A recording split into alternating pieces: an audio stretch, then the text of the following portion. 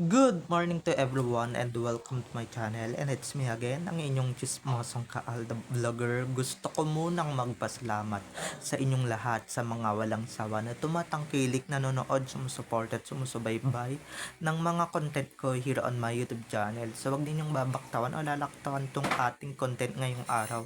I'm sure na hindi ninyo pagsisasihan na pinanood nyo ito mula umpisa hanggang hulihan, and syempre wag kayong mag-i-skip ng segment, okay? Buuin nyo to mula umpisa hanggang hulihan, and don't forget to share this video para mas lalo tayong dumami at mas lalong marami ang nakakaalam na itong ating video for today's video. So dumako na tayo sa ating main topic for today's video.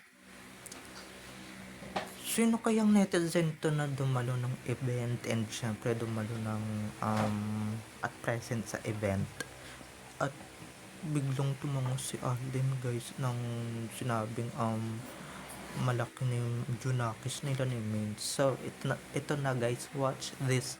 Mamaya ipapaliwanag sa inyo ng buong buo. So ito na guys, watch this. At kung nakita nyo na ngayong recap, so once again si TT o sa mga admins, dumako na tayo sa ating main topic for today's video. Gaya nga ng sinabi ko kanina, nasa na kaya tong netizen na to na nag-booking na meron na talagang anak, sina Alden at Min, although tayong lahat naman alam naman natin, so many of ours known na may anak na talaga sila Alden Richard at Min Mendoza. At ito guys, nung tinanong niya kung kinamusta niya yung anak ni na Alden at May, si Alden mismo ang tumango, ayun, ganyan. 'Di ba? Hindi naman tatango yan kung wala pa naman, 'di ba? So paminsan-minsan talaga talagang naboboking din tayo ng bonggang-bongga, or sila naboboking din sila ng bonggang-bongga. At guys, take note, nung 7th anniversary pa ito, so wag na kayong mag-expect na bago-bago. Pero 'di ba, kamusta na kaya yun ngayon? Ilang taon na nakalipas? 'Di ba? Or ang lumipas, 'di ba? 3 years na nakalipas. Buhay pa ba to? Naninindigan pa kaya to ngayon? At sino kaya tong netizen na ito? No, sarap i-name drop, kaso bawal, 'di ba? Para alam niyo naman, for safety precautions, 'di ba? For safety na rin. Kasi alam niyo naman yung mga bashers ang dali-daling maghimutok. Pero 'di ba, marami na rin talagang nakakaalam na netizen talagang may anak na sila Alden at Min. At take note, baka sabihin ng iba dyan, nasan yung proof mo na sinabi, 'di ba? Ito na nga, napakalaking katibayan na talaga, at mismong netizen ang nakakita kay Alden na tumango si Alden sa katanungan na yan. Syempre hindi naman tatango ng ganun si Alden kung hindi talaga totoo yung sinasabi ng netizen, 'di ba? At that time yata may sarsuela na yata, 'di ba? Or may sarsuela na. Kasi siguro mga 7 years kayo na mismo yung mag-backward kung if what year is or it is, 'di ba? Or what year gonna happen, or this happen, okay? Pero gaya nga ng sinabi ko kanina, 'di ba?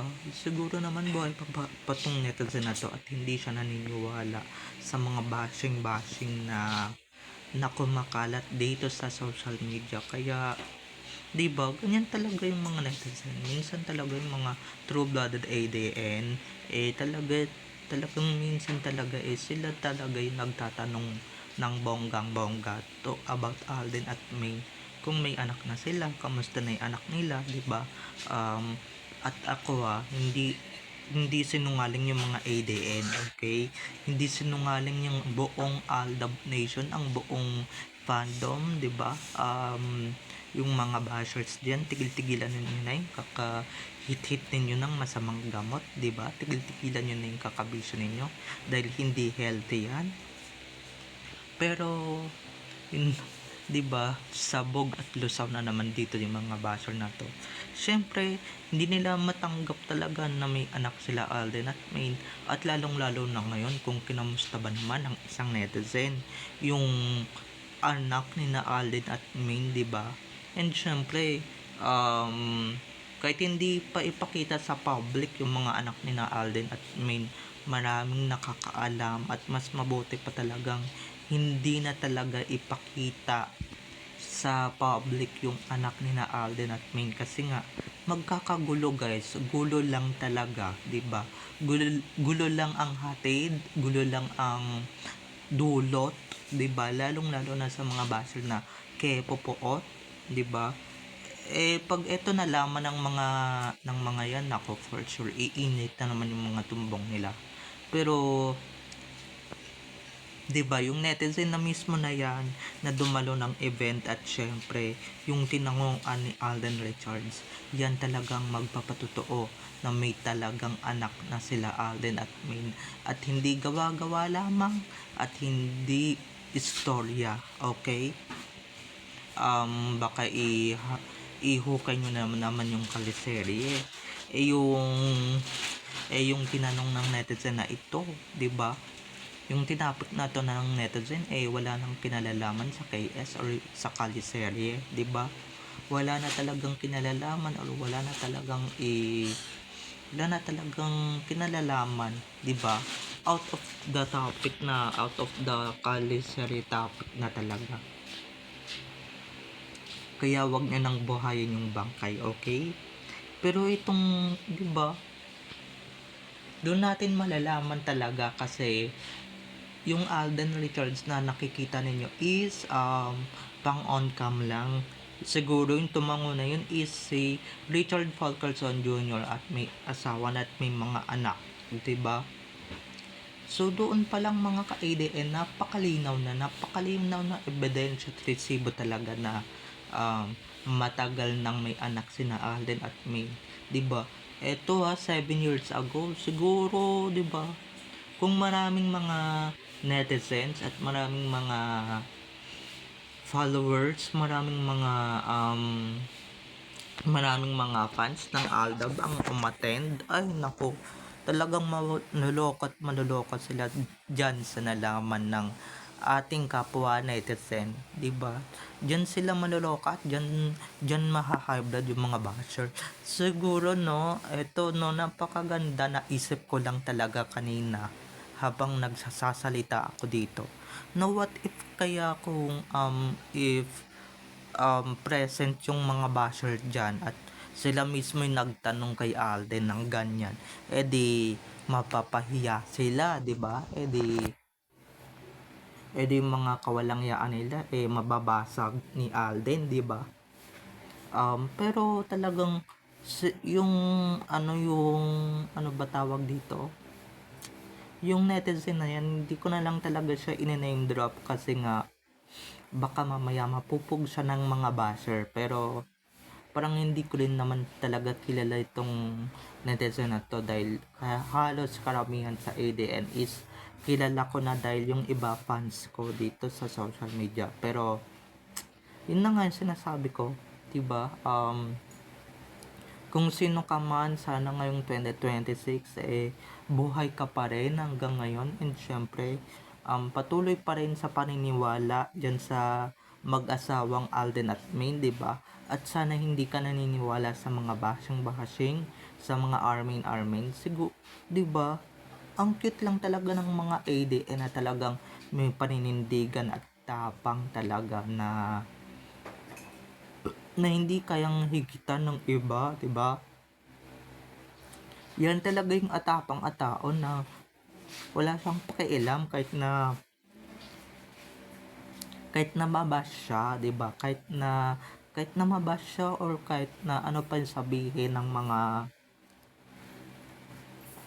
mga netizens dito sa social media, wala siyang pakialam. Basta alam niya sa sarili niya na lalong-lalo na hinayag niya sa Twitter, 'di ba? Hinayag niya sa X na pinpublicize niya sa X na talaga or sa dating Twitter na talagang nakausap niya si Alden at syempre tinanguan siya ni Alden nung kinamusta ng netizen na ito yung Junakis o yung anak ni na Alden at Maine, di ba? Kasi alam naman natin si Alden kung may mga ganyang bagay or drama-drama lang lahat. Hindi yan tatango si Alden kung walang anak or wala talaga, di ba? Pero kung malawak yung pangunawa ninyo or yung pag-iisip ninyo, 'di ba? Talagang diyan ninyo mauunawaan at diyan ninyo ma-realize talaga yung gusto kong sabihin, 'di ba? Dapat gaganon siya kung wala pa siyang anak, kaso gumanon, 'di ba? So booking na booking talaga si Alden, 'di ba? What more pa kaya kung si Min talaga yung tinanong ninyo, kaso nga bawal, 'di ba? Kasi nga nasa ilalim siya ng sarsuela at nasa ilalim siya talaga ng kumunoy, kaya pasensya kayo, 'di ba? Kaya pasensya kayo mga netizen kayo at pasensya kayo dahil hindi kayo pagbibigyan ni Maine. Syempre, 'di ba, kung sino ni Maine talaga yung kausap ninyo whatsoever, 'di ba? Kung sino ni Maine talaga yung kaharap ninyo, talagang tatanguan at tatanguan kayo at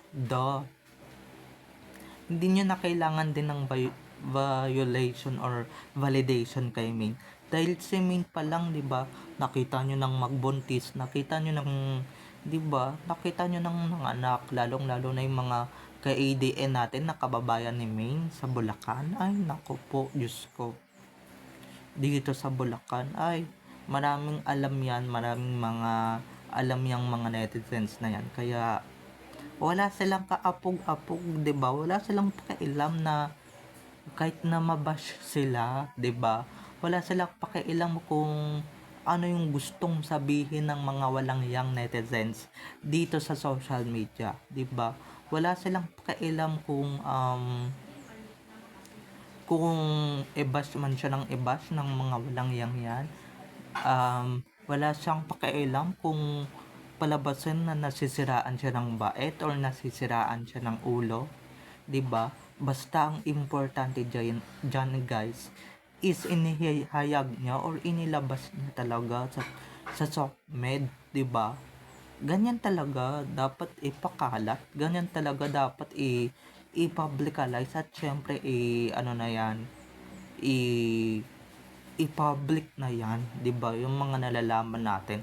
Wag kayong matakot sa mga basher na yan dahil nga yung mga basher na yan lilipas din yan at palibasa yung mga yan kay hodang wala silang alam, 'di ba? Kaya kung ano-ano yung mga umiikot sa isipan nila at kaya kung ano din yung mga pinapaniwalaan nila 'di ba? Dahil sa mga pagganyan-ganyan nila, 'di ba?